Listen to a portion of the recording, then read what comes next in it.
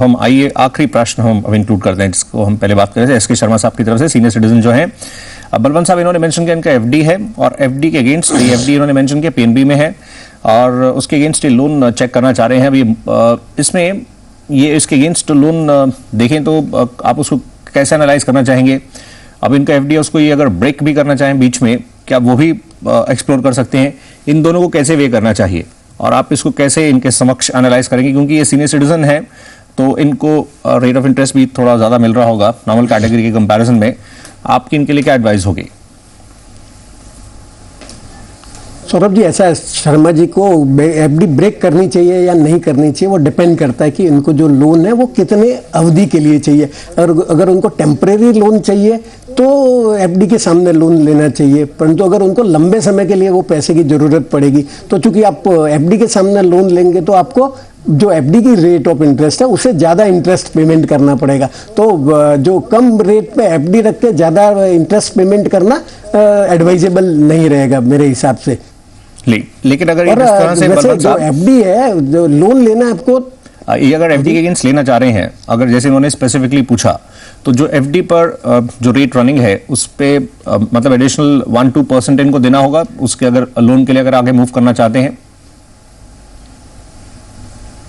हाँ, जो एफडी पे जो रेट ऑफ इंटरेस्ट है उससे 1-2% बैंक आपको ज़्यादा चार्ज करती है और उसमें भी आपके पास में दो ऑप्शन है, या तो आप आउटराइट 90%, 85%, 90% का एक मुश्त लोन ले लेवे, या आप एफडी रख के उसके सामने एक ओडी अकाउंट खुलवा देवे, तो जब जितने पैसे की जरूरत हो आप उतना पैसा यूज कर लेवे। तो ये तो निर्भर करेगा कि आपको पैसे की एक मुश्त रिक्वायरमेंट है या पीरियडिकल पैसा चाहिए। अच्छा, तो उस बेसिस पे आप या तो लोन लेने का डिसाइड कर सकते हैं या एफडी के सामने एफडी करवा सकते हैं। अब ये सीनियर सिटीजन है, इन्होंने एफडी अगेंस्ट पूछना चाहा, ये क्या एक और ऑप्शन जो स्पेसिफिकली सेगमेंट के लिए ही रहता है, रिवर्स मॉर्टगेज, क्या उसको भी उस पर भी विचार कर सकते हैं, मतलब एक्सप्लोर कर सकते हैं अगर इनको सूट करता है तो?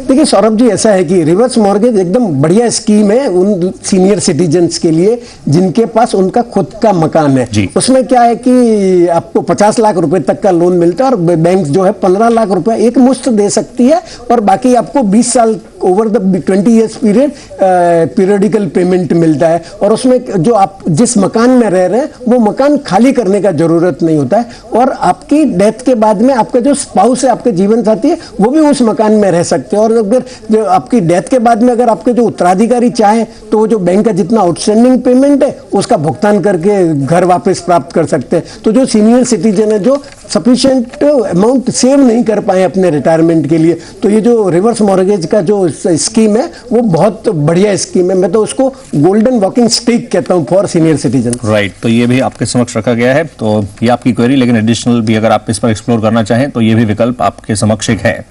आज के इस कार्यक्रम में बस इतना ही समय था। हम आपका शुक्रिया करना चाहेंगे कार्यक्रम में पार्टिसिपेट करने के लिए और अपने व्यूज शेयर करने के लिए। बलवंत जैन साहब, थैंक यू।